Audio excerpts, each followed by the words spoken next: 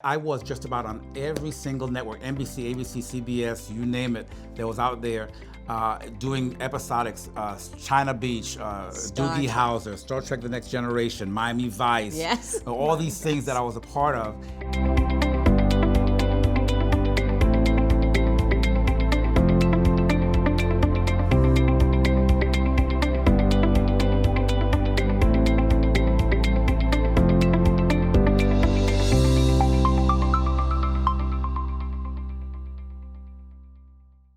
When I was in college, I was a pre-med pre-law student in college, University of Miami. I had gotten a partial scholarship as a athlete, football player. And so I came out of high school, partial athletic, partial academic scholarship, went to University of Miami, did my thing, and was on the trek of becoming a cardiologist. That's what I wanted to do. And ran into this thing called, not calculus, what was the other one? Chemistry. Chemistry just beat me up, right? And I love biology, I love anatomy and physiology, all those kind of things. Man, that was like my baby.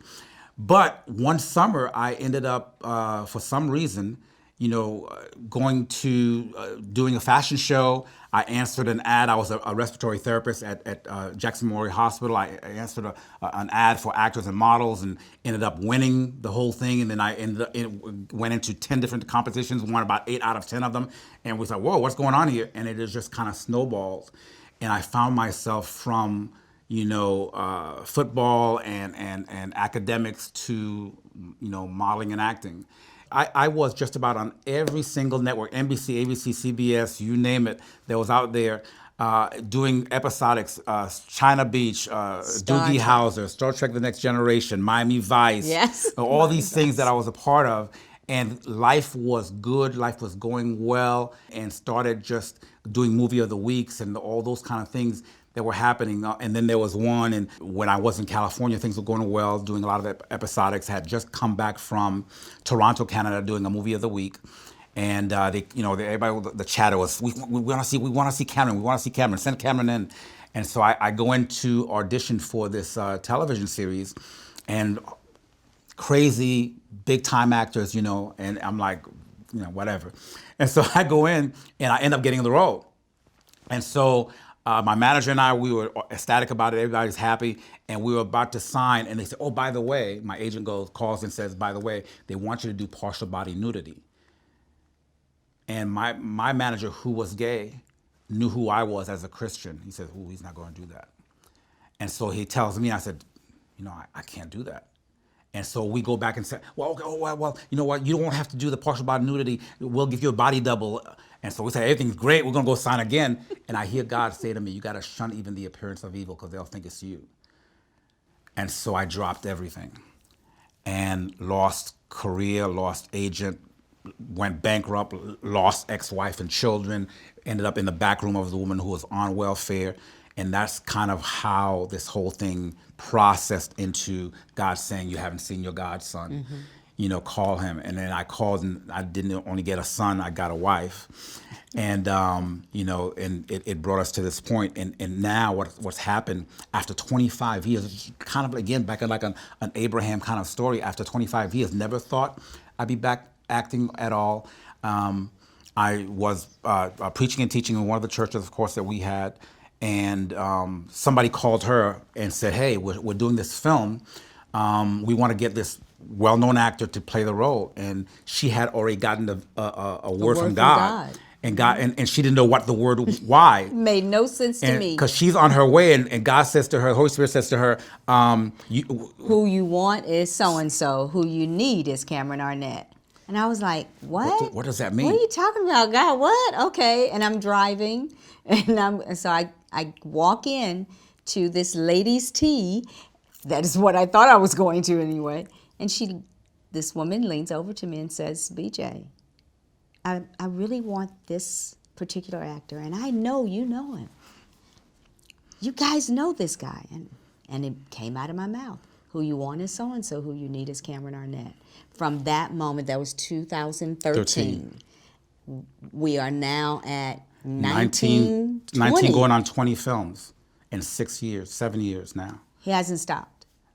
it is mind blowing what God has done. You talk about, and again, I had never thought about it as a seed, but what He had me do was sow the seed of my career and choose Him instead. And 25 years later, I cannot stop the growth of what is coming out of the ground when it comes to acting and filmmaking and everything else. It is mind blowing. We are pinching ourselves. It's like, like I said, I just flew in from being on set, and all these things are happening for His name's sake.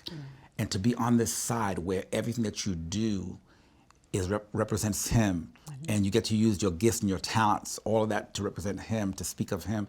I just didn't know that that's what He was going to give back, And so, wow, it's crazy. It's wonderful. It's crazy wonderful. When I met Cameron, I was in a really tough relationship, and he and my girlfriend. The one that I ended up having the card. Yeah. They actually took me away to the mountains of Georgia, and to use his term, he says they deprogrammed me. And I really, all I remember is sitting in the middle of the floor sobbing, and he's knee to knee with me saying, "You're better than that. God purposed you for more than that. That's not who you are. You are worthy." And I remember that. And I remember seeing my girlfriend standing in the kitchen stirring a pot. And she would repeat or resonate what he is saying to me. And then she'd come out, and they'd literally just love on me until I could sit up. Because at one point I was just... She was a mess. I was It a was wreck. mess. Yeah. Yeah, I was a mess. It was a mess. And from that moment to, I don't know, we didn't see each other again for years. For years after that again. Yeah. And then, as a matter of fact, I think I didn't see you again until you called me and said, "Hey, I'm having a son." That's exactly right. That's Right. exactly Yeah, right. so she calls me and I'm having a son, and I've only known two men who have the character that I want my son to have. Can I name him after you and my grandfather, which was Yes. the primitive Baptist that we talked Yes. about. Yes. And so here I am, I'm married. I'm like, and I'm saying to my wife, she wants, and my real name is Camille. Cameron is my stage name. And so she wanted to use Cameron. Yeah. And so I'm like, is that okay? And so she says, okay, and we fine. So I become the godfather. So his name is Cameron Clay. Clay after his grandpa. Clay after his grandpa, Cameron after me. So that was it. I do the baptism, whatever it is, the christening, and I'm gone for another 6 years. Yeah. And it was, at the end of those 6 years, God says, "You haven't seen your godson." So to see God's orchestration, right? And I did not. I'm sorry, I cut you off. But That's this okay. is. I have to tell this. But I did not. Wow. I did not want to look at a man, talk to a man. I was praying for exactly what I said. Shoulders for me to lean on, arms long enough to wrap around twice. A man who will love my God first, me and my son. And when he called, my dad, who raised me, had just passed. My baby sister from my mother's third marriage had been murdered. My daddy, who everyone says I look like a duplicate, had passed and this all happened within 4 months for all three of them. So it was dad who raised me, baby sister who I adored, who I am the one who said to her, "You can walk this out." God said, we do not have to settle. He has the perfect husband for you. Wait till he comes to you. You don't have to go find him. And the man shot her because she left. And he shot my sister was shot in the head, murdered. My daddy, dies of cancer. So this one behind the other. My phone rings in the house of Dad. The answer machine answers. I hear this voice. I'm in the hall cleaning after him passing and saying, "I'm not answering the phone. I am cleaning this house. I don't need to talk." I was wearing my wedding ring that I had bought for myself that I was married to Christ himself until he brings me one just like him. Now see, I had all these declarations. I had no idea that what I had declared was what I was about to receive. All I had to do was answer the phone. I am standing in the hall. I hear his voice. BJ, BJ. I'm going, yeah, God's hand knocked me out of the hallway into the room where the phone was. I fell over the answering machine. He starts going, BJ, are you there? What's going on? What's it? I pick up the phone 5 hours later. We talked for 5 hours for the first time in 6 years. 5 hours. We spoke for 5 hours on the phone. On a real phone, not a cell Yeah, phone. yeah. With a real bill. Yeah, right. With a real with a real long bill. distance bill phone. Okay, this was obviously God's move, because Oh God! Because trust me, I would have shut it down. So for 5 hours, Yeah. and at the end of those 5 hours, we were getting married.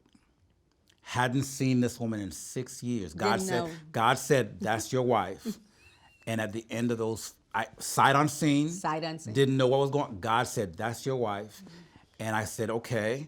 And at the end of those 5 hours, we were getting married on the phone. I said, you're He marrying did not me. propose. Let me This was stop. not a proposal. No, it I was said, not sweet. You're getting Didn't married give to a woman me. a heart of pitter You're patters. getting married to me. That's what it was it. is.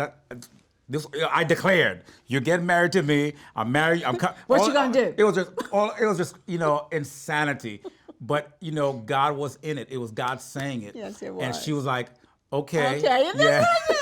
it's like that pause. All right. Okay, I'm marrying you, and I'm like hearing myself say it, and he's hearing himself say it, and we're like, what? At But the end we of knew. 5 hours. We knew there was no 6 question years either. in between. It just, you wouldn't say this to anybody to do. No. This would not be the plan. No. No. Okay.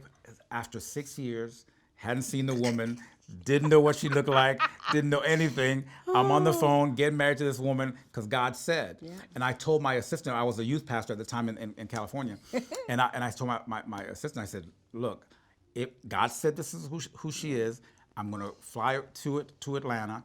If that's true, when I get there and I sit across from her, I will know that that's right, that I heard from God. Right? And so I come to Atlanta, and she does one of the things that I hate the most. God tested him immediately. She was late to pick me up. Why? Well, because my plane got there earlier. However, to me, she was late. This is one of my greatest pet peeves. I do not do late. He does not. Okay, so the very first thing that happened was that she was late. So again, you see how, again, Satan's trying to fight that Yeah. from the onset. From the beginning. Yeah. And so we go off. She picks me up. We drive down. We park in this turquoise blue van, mommy I had van. a mommy van. I was a mommy. And God says to me again, this is your wife. And I tell people, it's not that I was in love with her. Nope. But I was in love with God. Yeah. And I knew that God said, and I said, okay, Lord, then this is it, who it is. And we courted. Well, we were going to get married In October. or closer time, but then something happened. A hurricane took hit the island we were going to get married on, and blah blah. And so we end up waiting. You can't make this stuff up, y'all. We end up waiting, and we ended up getting married in the backyard of the house that her father, who died, left her. Yeah. And so got married, and all the children were in the wedding, all that kind of stuff. But the Oh, thing, but wait! But when we got the house, that's the house I was in, drying the dishes and all that. My dad, before he passed, came out of this, the coma and all that. He had cancer, brain cancer, and they were saying he'll not wake up. Okay, he woke up and said, "Your husband and children are coming. You need the house." I was like, Dad. you're having an episode. It's the cancer drugs. I have no one in my life. See, Dad, I've been married to Jesus. He said, your husband and children are coming. A couple of weeks later, he passed away. My husband and children. Best decision that I ever allowed God to make for me. This woman right here. We have an arranged marriage. We have an arranged marriage. Yeah. Yes. We God. know it.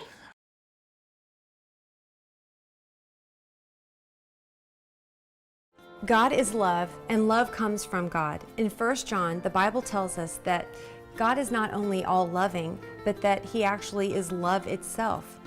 The heart of the Parent Compass television show is to bring the transforming love of God to families everywhere. In every Parent Compass episode, true stories reveal family struggles and how their lives were radically changed by the love of God.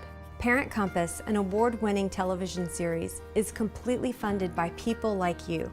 If you have been touched by God and you want to share God's love to others, would you please pass it on?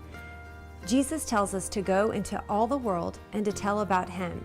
With your donation, you allow us to take this television show into many different nations and in many different languages, free of charge. And a portion of your donation goes to Parent Compass Outreach to feed starving children. Your gift does so much. To make your tax-deductible gift, go to parentcompass.tv/donate. That's parentcompass.tv/donate. And thank you for sending love and hope around the world.